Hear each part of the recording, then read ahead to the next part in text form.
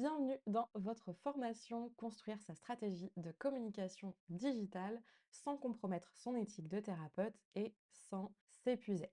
Si vous avez choisi de faire cette formation, c'est que vous êtes dans l'un des cas de figure suivants. Soit vous vous lancez et vous n'avez pas encore établi votre visibilité en ligne, vous n'avez pas de profil sur les réseaux sociaux, de site internet, de page sur Google My Business, ce genre de choses. Et vous voulez commencer en faisant les choses bien, en sachant où vous allez, ou alors vous êtes déjà en activité, vous avez mis des choses en place pour vous faire connaître en ligne, mais vous n'avez pas assez de visibilité, vos actions ne portent pas leurs fruits, et vous avez envie de reprendre tout ça à zéro en construisant une vraie stratégie pour cette fois être sûr d'avoir des résultats. Avant qu'on rentre dans le vif du sujet, je vais me présenter. Moi, c'est Jessica, Jessica Lombardi.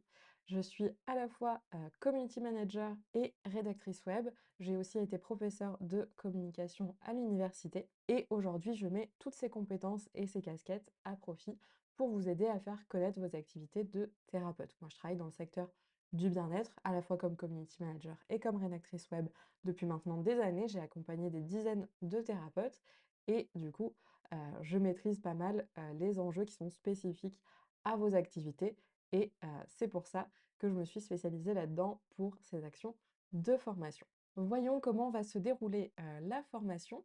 Donc, on va commencer comme il se doit avec une introduction dans laquelle il s'agira de se poser les bonnes questions. On va parler de croyances limitantes, de blocages, etc.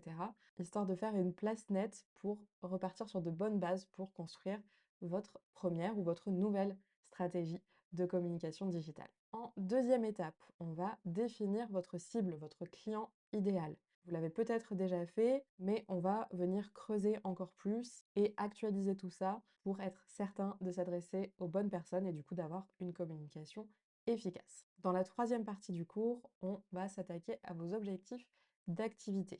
On va prendre un temps pour savoir qu'est-ce que vous voulez pour votre activité, qu'est-ce qui est vraiment important pour vous, quels sont vos deadlines, est-ce que vous avez des objectifs à court terme, à moyen terme, à long terme, un petit peu des trois. Et tout ça, ça va nous aider à construire une stratégie de communication qui vous aide à atteindre ces objectifs-là.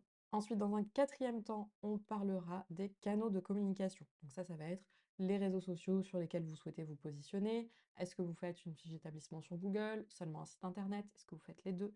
Etc. Donc, on va faire un état des lieux de ce que vous avez éventuellement déjà et de comment ça fonctionne pour vous. Est-ce que vous avez des résultats ou pas? Si vous n'en avez pas, à quoi c'est dû. Et ensuite, je vous aiderai à choisir les canaux de communication qui sont les plus adaptés en fonction de vous, votre activité et votre cible. Une fois que ça sera fait, on pourra venir définir votre identité digitale.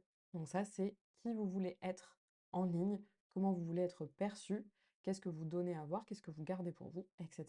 Et donc c'est sur ces deux phases-là, les phases 4 et 5, qu'on va vraiment venir définir votre stratégie.